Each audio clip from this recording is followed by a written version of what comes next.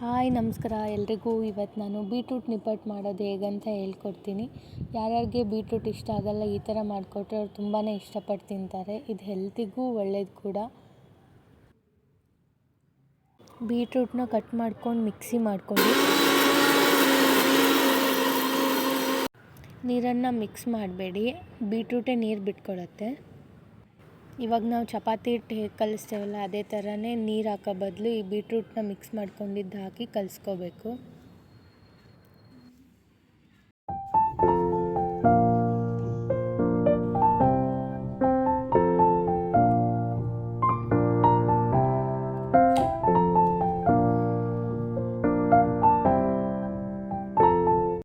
ಇವಾಗ ನೋಡಿ ಎಷ್ಟು ಸಾಫ್ಟಾಗಿ ಕಲಿಸ್ಕೊಂಡಿದ್ದೀನಿ.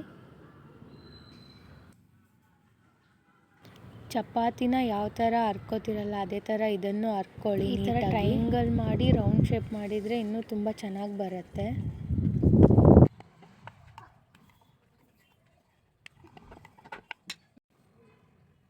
ಇವಾಗ ನಾನು ಪುಟಾಣಿ ಗ್ಲಾಸ್ ತೊಗೊಂಡ್ಬಿಟ್ಟು ಅದೇ ಶೇಪ್ನ ಕಟ್ ಮಾಡ್ಕೋತೀನಿ.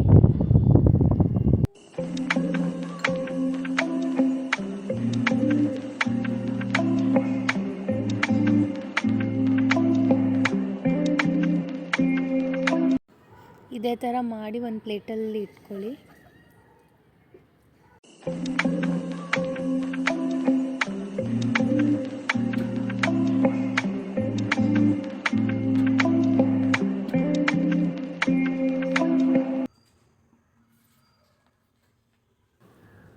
ಎಣ್ಣೆ ಹಾಕೋಬೇಡಿ,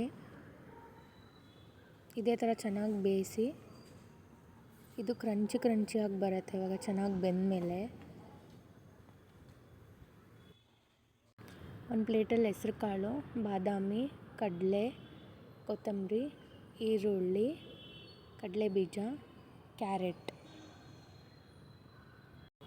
ಇವನ್ನೆಲ್ಲ ನಿಪ್ಪಟ್ಟು ಮೇಲೆ ಹಾಕಿ ಸ್ವಲ್ಪ ಉಪ್ಪು ಸ್ವಲ್ಪ ಖಾರ ಹಾಕಿ ರೆಡಿ ಮಾಡ್ಕೊಳ್ಳಿ.